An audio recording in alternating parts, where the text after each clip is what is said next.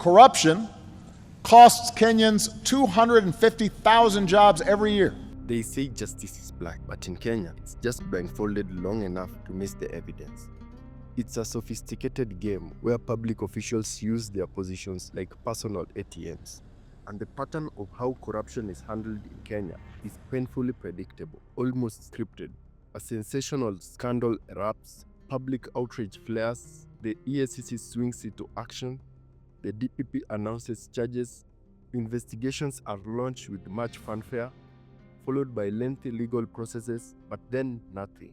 The court process drags for years, evidence disappears, witnesses go silent, the suspects walk in and out of court like VIPs, post bail and return to their offices. 1.6 billion shillings of taxpayers' money was squandered at the National Youth Service. Eventually, the DPP withdraws the charges for lack of sufficient evidence. Parliament blames the judiciary blames investigators.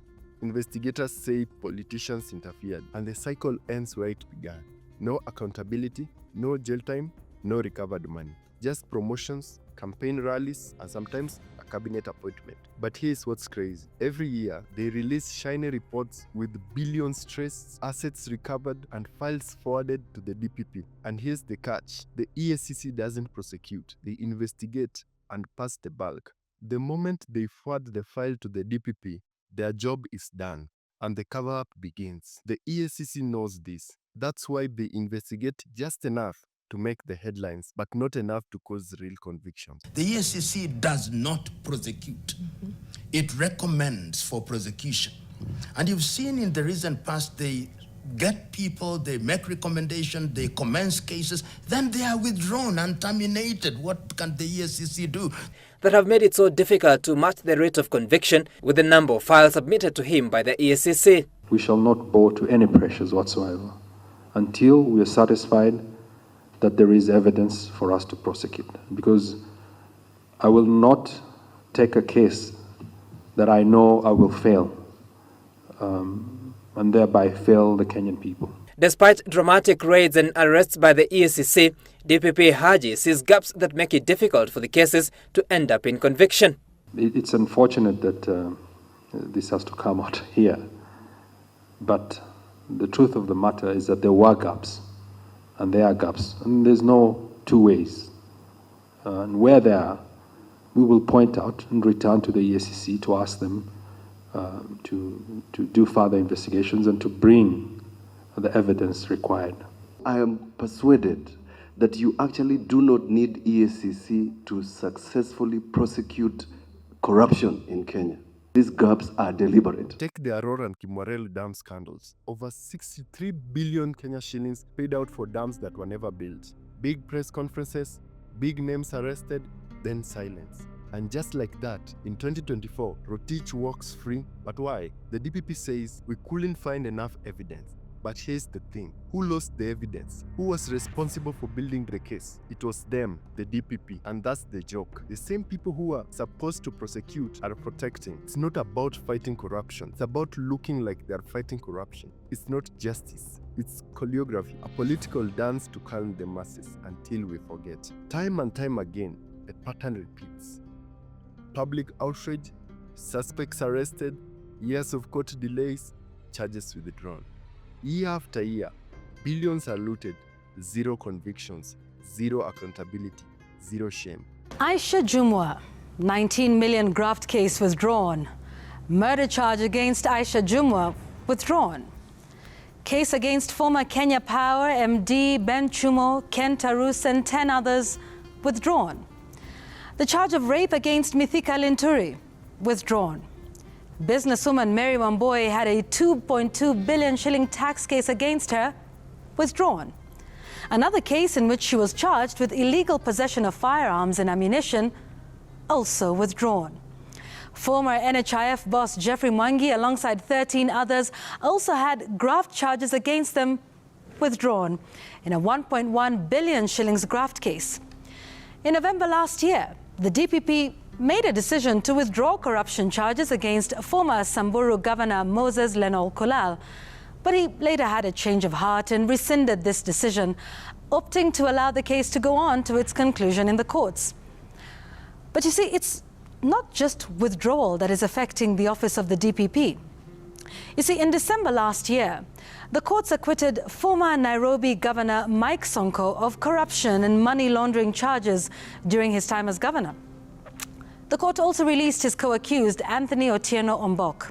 The court cited, get this, a defective charge sheet, stating that the evidence did not meet the threshold needed to prosecute the accused.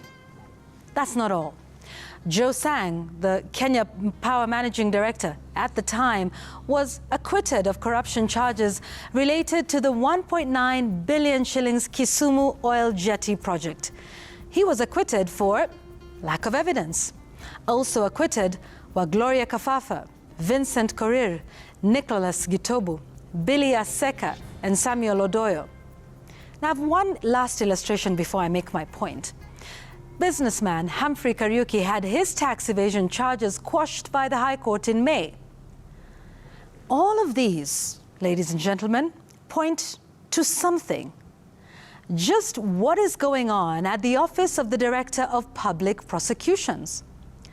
What is driving all these withdrawals of cases against high-profile individuals? You see, in fact, the law does allow the DPP to withdraw cases.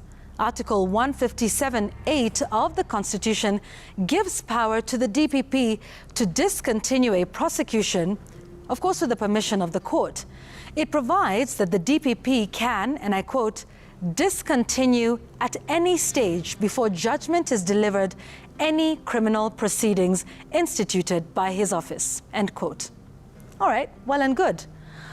But so what does it then say about the judgment of the holder of that office to institute proceedings, spend taxpayers' money through a judicial process, only to realize along the way that they do not have enough evidence to sustain the charge?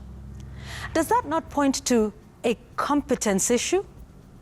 By the way, incompetence is one of the grounds laid out in Article 158 for the removal of the DPP. Now, if indeed these cases either did not pass muster or were politically motivated, then imagine the damage done to the reputation of those accused. But here's one interesting fact. The withdrawal of those cases seemingly favors the high and mighty in this country. So what of the ordinary citizens like you and I? Is it possible that they also suffered the same fate? And if so, who will speak for them? You remember former Chief Justice David Maraga defending the judiciary when it was accused of dragging its feet in resolving cases? He turned the heat on the prosecution, citing instances where the charge sheets had too many counts, a long list of witnesses and lawyers representing parties, making it impossible for judicial officers to expedite the hearing and conclusion of such cases. Folks, there has clearly been quite a number of issues raised about how the office of the DPP has conducted itself. You see, whatever we are told as Kenyans, these are the facts as they stand. Every case that is being withdrawn today was first presented and even prosecuted by the very same DPP. And folks, we do not have any reports, images, or even videos of gun-to-head moments. So, we are owed a detailed explanation of these cases. What happened? Are these the only cases that were defective? How many other people are sitting in remand with defective charge sheets in court? Is the DPP able to make independent decisions about who to charge, or is he swayed by political pressure?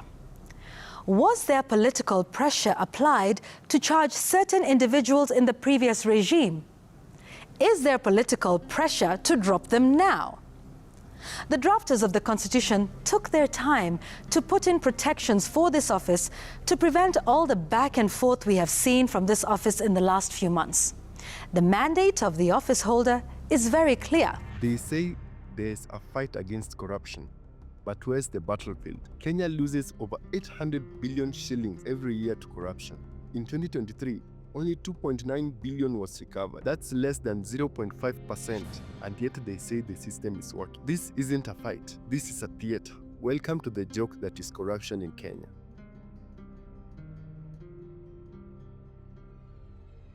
Since Kenya's independence, corruption has been treated as a necessary evil. The pattern started way back in 1965 with the Ngei Maid scandal just a few years after independence. From there, it grew like weed, unchecked and quietly nurtured by those in power. In the 1970s, the Kenyatta family land grabs and import license rackets set the tone for impunity. The 1980s brought the infamous Goldenberg scandal under Moi's regime, where Kenya lost over 100 billion shillings to a fake gold scheme. And just when the public thought lessons had been learned, the Anglo-leasing scandal of the early 2000s under Kibaki showed that corruption had only evolved, now disguised in complex security and procurement deals. Under Uhuru Kenyatta, the NYS scandal 1 and 2, Eurobond saga, and Aror and Kimoret dam scams revealed that corruption had become a system, involving cartels, senior civil servants, and politicians across the board. Today, in the era of bottom-up promises, nothing has changed. From KEMSA COVID-19 hates and the stalled Hustler Fund disbursement saga, the dance continues. Each regime has inherited not just the power, but a manual on how to plunder, carefully, publicly denied, but politically protected. Yet the shocking reality is that not a single high-profile corruption case has resulted in meaningful prosecution despite hundreds of billions of shillings stolen. Kenya doesn't lack anti-corruption tools. It lacks the political will to use them. Kenya has spent billions on anti-corruption campaigns over the decades. Despite the establishment of various policies and institutions aimed at curbing corruption, these measures have often fallen short, leaving corruption as a significant concern in the country. The government keeps promising to eradicate corruption at all levels. Out of every 100 Kenya shillings KRA collects, they are spending 70 shillings on debt finance, illegal debt. In our laws, for you to borrow, you must get number one, Parliament approval. Okay? Parliament must approve it. Then number two, you only borrow for development. In the 10 years from 2013 to 2023, Kenya Parliament only approved borrowing of 2.2 trillion. Approved. Why is it 11 trillion? Where are these money that have been borrowed? Where are the projects worth 11 trillion in Kenya? 11 trillion, what it can do? We are saying this debt, the bulk of it is illegal. It's odious. Let those people who gave out the money go after the people they gave the money. I'll give you an example. Eurobond 1, $2 billion US dollars. 2 billion US dollars. 1 billion, when Raila was making noise in 2014, Treasury CS, then Henry Rotich, released a SWIFT document showing of 1 billion, part of it used to retire an old debt, part of it came to Central Bank of Kenya, Exchequer account, accounted for. Okay? It was true. They accounted for 1 billion US dollar. 1 billion, when more noise were made by Raila and the team, and Rotich released the SWIFT, the money, they redacted where the money has gone. It went to somebody's private account in Qatar. Why should Kenyans people pay for it? Why? That is the new politics. Billion US dollars, 130 billion Kenya shillings. To Kenya. 130 billion Kenya shillings. 130 billion Kenya shillings.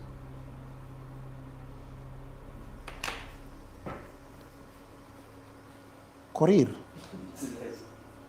Wacha nikurudiusie hii uone. Unaona one bob. Unachanga mpaka ifike tao. Unachanga tao mpaka ifike tao 100. Unafanga tao 110 na kwa mita mo.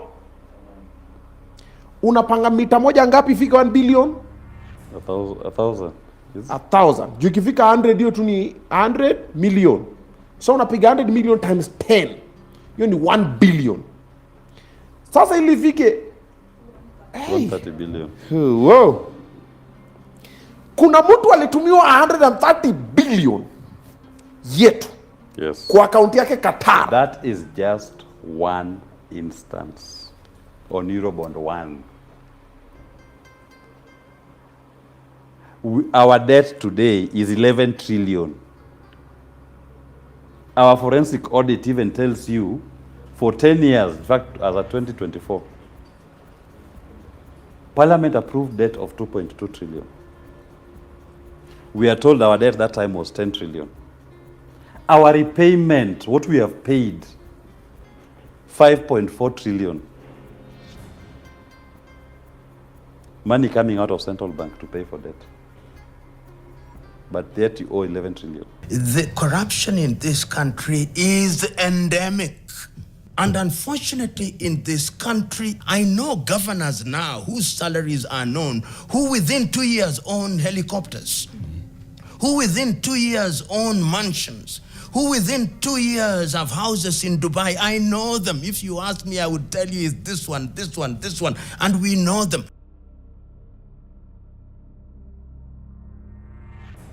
Kenya's fight against corruption has long been undetermined not just by inaction, but by government actions that paradoxically fuel the very vice they seek to eliminate. Time and time again, we've seen policies, laws, or crisis interventions introduced under the guise of reform, only to be twisted into tools for looting, impunity, or political manipulation. Take the 2007 amendment to the Anti-Corruption Act, for example. It was presented as a procedural update, but effectively shielded high-profile individuals from prosecution by barring investigations into crimes committed before 2003, just when Kenya was dealing with the fallout from major scandals like Goldenberg and Anglo-leasing. A move that looked bureaucratic on the surface turned into a mass pardon for grand theft. In 2023, Parliament debated the Anti-Corruption and Economic Crimes Amendment E, a proposal that would decriminalize key procurement offenses, including the failure to follow procurement guidelines and the implementation of unplanned projects. Supporters called it a reform to reduce criminalization of administrative errors. But anti-corruption watchdogs like EACC and Transparency International warned that it would severely weaken accountability, giving corrupt public officers free rein to loot under the guise of errors. The trend is undeniable. Every few years, a new law or policy is passed not to fight corruption, but to sanitize it, to make it easier, safer, and more legal for those in power to access. Now in 2025, the trend continues with the controversial conflict of interest bill. On the surface, this new legislation claims to set boundaries between public officers and private interests, but beneath that, it's riddled with the loopholes. The bill has been criticized for allowing public officials to own companies that do business with government, as long as they disclose it. In other words, as long as you fill out a form, you can legally profit from public contracts. What should be a tool for accountability is being twisted into a license to loot, a formalization of tenderpreneurship. Instead of stopping conflict of interest, this bill is legalizing them under the illusion of transparency. The fight against corruption in Kenya is not just about exposing wrongdoing, it's about talking on a web of deeply entrenched systems that actively work to prevent justice from being served. While the government and agencies like Ethics and Anti-Corruption Commission, the Director of Public Prosecution, and the judiciary are meant to act as bulwarks against corruption, the truth is that they are systematically compromised and under constant pressure. The weakened institutions, the deep political capture, and the intimidation of witnesses, the inefficiencies of legal systems, and political interference all combined to make corruption a recurrent self-perpetuating problem. Until these core challenges are addressed, the fight against corruption will remain an uphill battle, with the victims being the ordinary citizens who are left to bear the brunt of the inequitable broken system. When billions disappear from public coffers, Kenyans suffer from inadequate schools, crumbling hospitals, and failing infrastructure.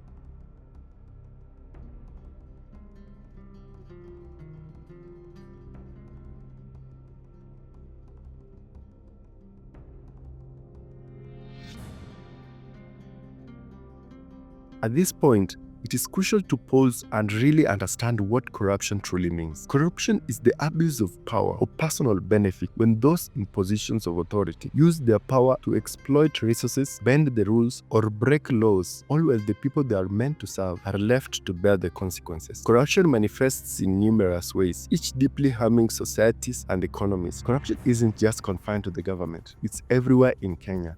It's in the streets, the boardrooms, the courts, and even in our everyday lives. Bribery fueling everything from police stops to school admissions. Embezzlement robs public funds that should be building the nation. Nepotism and cronyism hands out jobs and contracts to family and friends, blocking merit and fairness. Kickbacks fuel shady deals in government contracts, while fraud rots the system with fake reports and lies. Influence peddling lets the powerful manipulate decisions for personal gain, and favoritism gives privilege to the chosen few. Judicial corruption undermines the rule of law, and regulatory capture lets private interests hijack public institutions. And of course, political corruption distorts policies to serve politicians, not the people. A culture of transactionalism where favors and connections are valued over merit. We often point the finger at the government, the politicians, the system, but have we ever paused to look in the mirror? Corruption in Kenya isn't just the problem of politicians, it's part of who we are. We have contributed to this problem as a society. It is deeply intertwined with a complex web of societal attitudes that have fostered a climate of tolerance and, even disturbingly, a warped form of admiration for the corrupt. We call them mheshimiwa. We invite them to fundraisers, to church, to our weddings, and clap when they donate stolen money, as if they're doing us a favor. Mistaken for genuine philanthropy or development consciousness, we welcome them to social and religious events with open arms. But the tragedy is that we don't get angry. We get used to it. We feel sorry for the billionaire thief in court. We forget the nurse working without gloves, the schools with no books, the roads filled with potholes. This societal ambivalence has created an environment where corruption is often shrouded in euphemism, its true nature deliberately obscured. Our problem is us. We are part of the problem until the day as a people and as a nation we decide to deal with the corrupt and we don't admire the corrupt. So, and who do we elect? When we go to church, how do the churches, when we see thieves entering church, even some pastors abandon their sermon to go and bring them to the front seats. Until the day that the social, societal intolerance for people who engage in such nefarious behavior is one of shaming them, then we will talk about and against corruption, we'll form body after body, we'll do commission after commission, and nothing will happen. So we have a problem, and that problem can only be solved by us because the voices of reason are not heard. We have seen individuals with questionable credentials, and we celebrate them, and we elect them into positions of power and authority. You've seen individuals with immoral wealth saying they are born again. I don't know born by what spirit, Roho Mtakatifu au Mtakatifu. We hesitate to call a thief when the scale of the crime is monumental, as if the sheer volume of the stolen wealth somehow absolves the perpetrator of moral culpability. And then there's the ethnic card. When a corrupt leader is from our community, we defend them, not because they are innocent, but because they are ours. Justice becomes tribal, and corruption becomes protected, not I punished. remember when I was at the anti-corruption one day, one of the thieves whom we had said should be arrested came to the Kenya anti-corruption officers at Integrity Center, and young people were singing, ni mwizi wetu, ni mwizi lakini ni mwizi wetu,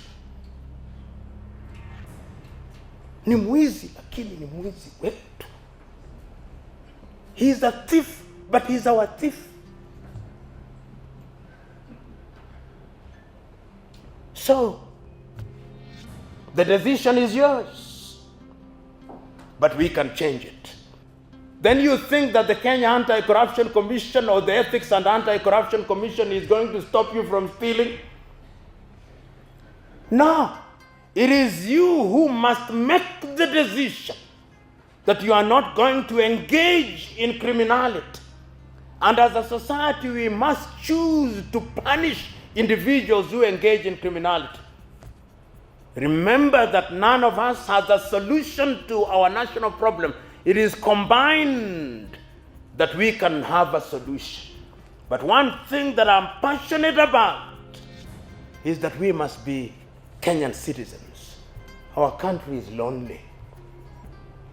It is lonely because tribalists are the ones who are at the helm.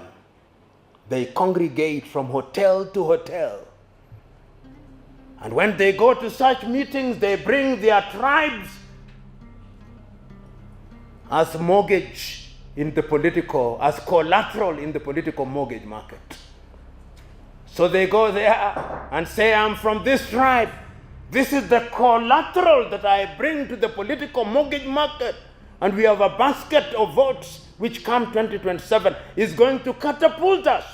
The issue of attitude features strongly in our idea about the government. We seem to believe that the government is something alien or institution that grows money on trees, and that whoever steals from the government has not stolen from us, because government money isn't somebody's money. In fact, such a person is seen as a hero who has conquered some enemy. Some MPs questioned the source of huge Harambee donations by some public officers. The truth is that the government has no money of its own. It's only our taxes. For every money stolen from the government will most likely raise more taxes or cut down on services provided to us. This is how we lose the war before it even starts, because we are fighting the wrong battle. We are waiting for the government to fix corruption, but we are the ones who've made it a culture. Until we as a society dismantle the ingrained attitudes, recognize our complicity in perpetuating this cycle, and cultivate an unwavering intolerance of all forms of corruption, the efforts of any government will remain a Sisyphean task. The fight against corruption must be first waged within the hearts and minds of every Kenyan. The fact is, too often, here in Kenya, as is true in other places, corruption is tolerated because that's how things have always been done. People just think that that is sort of the normal state of affairs. And there was a time in the United States where that was true too. My hometown of Chicago was infamous for Al Capone and you know, the mob and the organized crime corrupting law enforcement. But what happened was that over time people got fed up, and leaders stood up and they said, we're not going to play that game anymore. And you changed the culture and you changed habits. Here in Kenya, it's time to change habits and decisively break that cycle, because corruption holds back every aspect of economic and civil life. It's an anchor that weighs you down and prevents you from achieving what you could.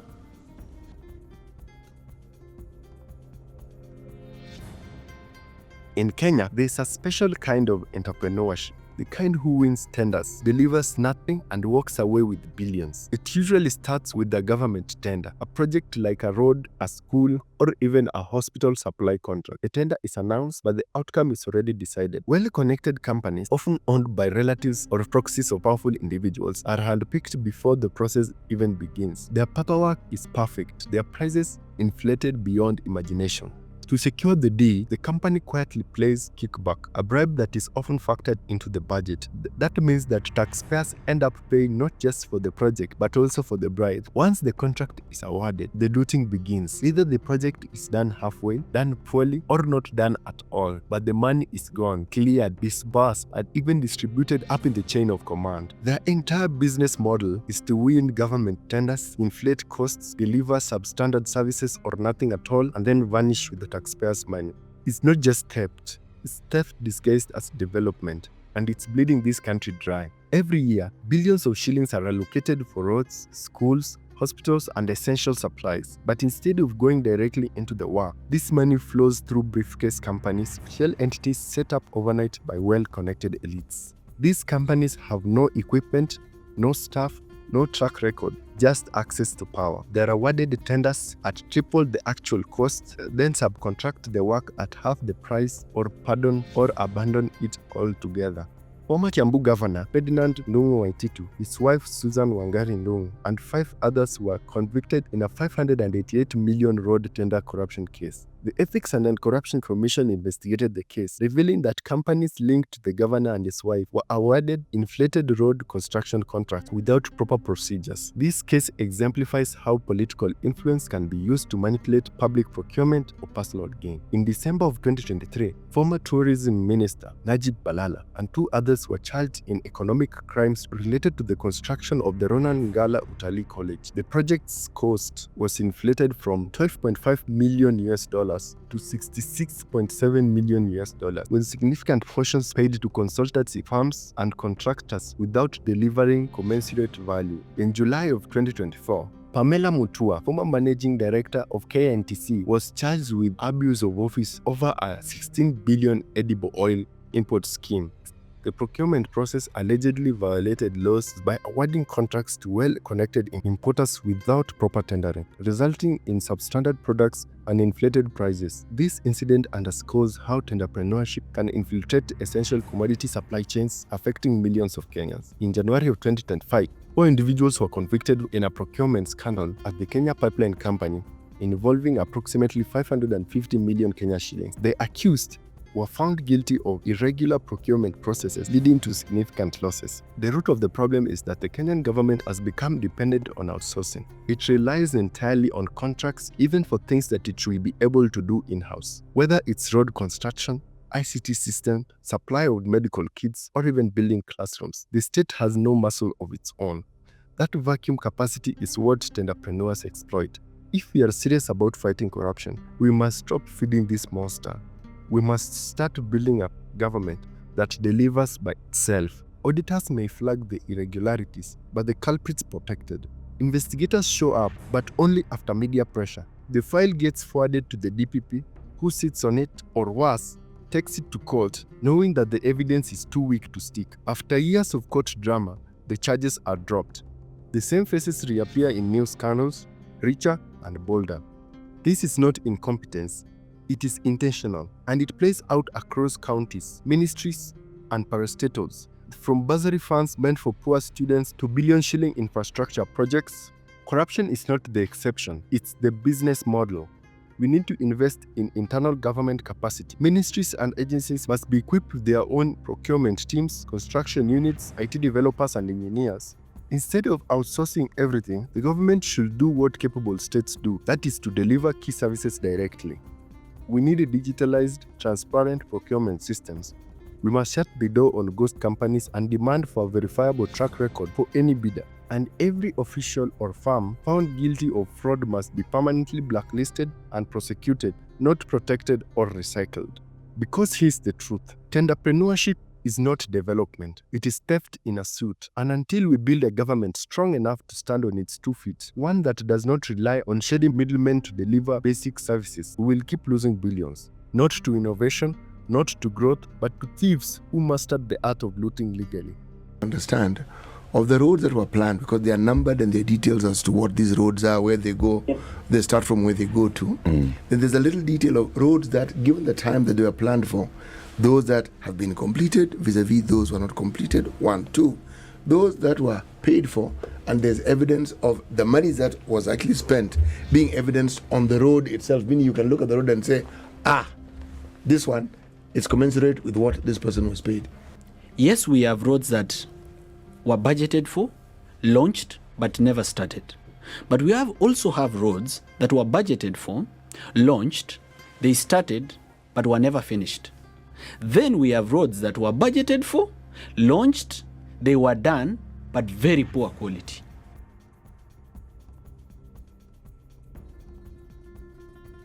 In any serious fight against corruption, there's one group of people who matter the most: the whistleblowers. They're the ones who see the rot from the inside. They take the risk, they raise the alarm, and in a just society, they will be heroes. But in Kenya, whistleblowers don't get medals. They get threats, exile, demotion, or death. Remember the Goldenberg scandal under President Moi? That single scheme cost Kenya about 10% of the country's entire GDP. That's like someone stealing a tenth of everything your country produces in a year and walking away without consequences. David Munyakei, a clerk at the Central Bank of Kenya, was the first major whistleblower in Kenya's history. He exposed the Goldenberg scandal in the early 1990s. A scheme where the government fraudulently subsidized gold exports, costing the country billions of shillings. Despite his courageous act, Munyakei was fired, arrested, and lived a difficult life until his death in 2006. He is often remembered as a tragic figure who paid a heavy price for corruption. In 2005, John Githongu, the then permanent secretary for governance and ethics under President Mwai Kibaki, exposed the Anglo-leasing scam involving over 55 billion shillings. John Gitongo did everything right. He followed the evidence, he named the suspects, he exposed the scam, and what did he get in return? He was forced into exile, branded a traitor, abandoned by the very government that claimed to fight corruption. And yet because of him, the country saw the full scale of high-level looting, a scandal that reached the heart of State House, but no one was jailed. Gitongo had to flee for his life. Another sad story is that of CPS Spencer Sankale of the Masai Mara University scandal, the Mara Heist. Sankale was a finance officer at Masai Mara University who in 2019 exposed a massive corruption scandal involving misappropriation of hundreds of millions of shillings. The consequences for Sankale were severe. He was dismissed from his job in 2021. He faced significant unemployment for nearly 2 years before finding another position. And as if that was not enough, adding insult to the injury, one of the main suspects in the heist was reportedly awarded millions in compensation for wrongful dismissal. While Sankale's case challenging his own dismissal faced delays, he was also reportedly slammed with a multi-million shilling defamation suit by one of the accused. Another case is that of Jennifer Wambua, who was the Deputy Director of Communications at the National Lands Commission and a key state witness in a 122 million fraud case. Tragically, in March of 2021, she was found murdered in a case that remains unsolved. While a direct link to her whistleblowing activities hasn't been definitively established in court, the timing and her involvement in a high-profile corruption case raised strong suspicion that her willingness to testify may have been a motive. Even more recently, Nelson Amenya of the JKIA deal exposed alleged secret negotiations between the Kenyan government and the Adani Group, an Indian conglomerate, regarding a multi-million-dollar deal to lease and manage JKIA. This revelation sparked public outrage and a parliamentary investigation. While celebrated by some as a hero, Amenya reportedly feared for his life and sought protection in France where he was studying, citing threats and legal challenges, including a gag order. This case highlights how even in instances where a whistleblower is lauded publicly, the personal risks remain significant. In a more recent example from 2023, a whistleblower who exposed alleged fraudulent activities targeting elderly patients under the National Hospital Insurance Fund reportedly received death threats after the expose was aired by local media outlets. This case, where the whistleblower's identity was not publicly disclosed, underscores the extreme danger faced by individuals who reveal corruption, often leading to them operating in fear and anonymity. Lastly, in 2024, an African Uncensored documentary exposed a scandal where unethical businessmen allegedly supplied sand disguised as fertilizers to farmers under a government subsidy program. This expose was triggered by an anonymous whistleblower working at the diatomite plant involved. The whistleblower's anonymity highlights the significant fear of reprisal that deters many from coming forward. The documentary itself underscores the potential dangers faced by those who expose powerful interests.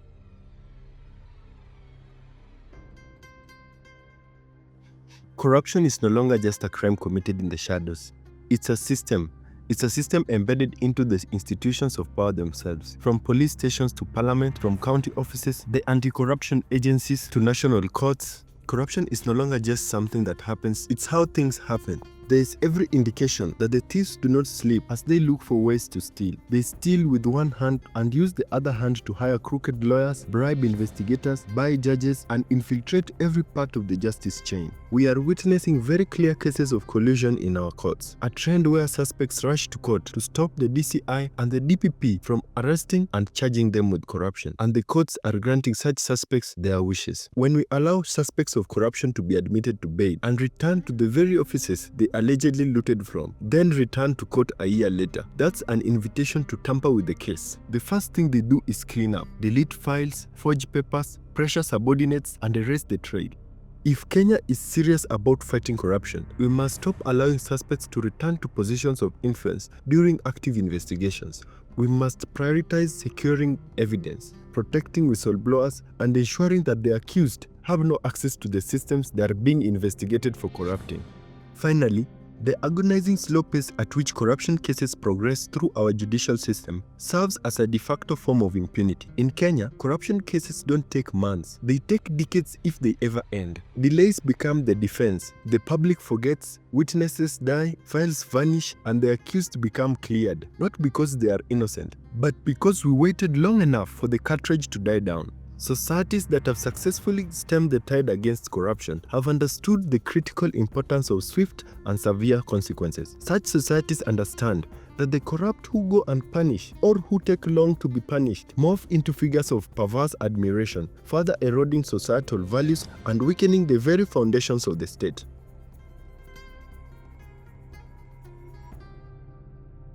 Corruption isn't unbeatable. Other countries have faced it head-on and won. The difference is our political will, institutional independence, and real consequences. Rwanda stands out as a strong African example. In the late 1990s and early 2000s, Rwanda was crippled by corruption. Today, it's one of the cleanest governments in Africa. How did they achieve this? Swift punishment, zero political protection, and ruthless intolerance for impunity. Public servants were regularly audited. No one was too powerful to fall. Institutions are empowered, and most importantly, they are respected and feared. Tolerating corruption is a choice, not an inevitability. To Rwanda now, if you want a passport, you'll get it. You don't pay a dime. You go to Rwanda, drive on the streets, you'll not pay a dime. You go to Rwanda, and I've done it, you can cause a company to be incorporated within 1 hour. It can be done. And we know that there are places where things can be cleaned up. It is just a question of sustained political action, and you re-educate the people and make corruption expensive and painful. Then it can be done. In Singapore, the transformation came through a strong anti-corruption body with full prosecutorial powers, direct accountability to the executive, and competitive salaries for public servants to reduce temptation to steal. Corruption became too risky to attempt. Hello, I'm Mr. Chua from Corrupt Practices. We specialize in accounting, cleaning, and copy services. Trust me, I want to help you. Turn your $10 into $1,000. Nothing is too dirty for us to clean. Special copy, extra sweet. Call now. John, when copy? Mr. Chua, you're involved in corrupt practices. Sir, cannot be lah. Sir, copy. In Botswana, transparent governance, effective checks and balances, and a culture of personal responsibility in leadership earned the country one of the best anti-corruption regulations on the continent. What is the difference with Kenya? Their institutions are independent and immune from political interference. Kenya does not need more talk. It needs action. Here's what must happen immediately. 1. Give the EACC full prosecutorial powers. No more passing files to die at the DPP's desk. 2. Fund and protect our anti-corruption bodies. Give them the teeth and the independence to bite. 3. Deny corruption suspects access to their offices during investigations. No more tampering with evidence. 4. Fast-track corruption trials. Time is justice. Delay is sabotage. 5. Blacklist corrupt companies and officials permanently. No second chances for looters. 6. Pass and enforce real whistleblower protection laws. Truth tellers must be shielded, not punished. 7. Vote wisely. Stop recycling thieves into power. Their money is your stolen future. 8. Reject bribes. Expose the corrupt. Change the culture. Corruption lives because we allow it. 9. Make corruption too expensive to attempt. Through laws, through punishment, through public shame.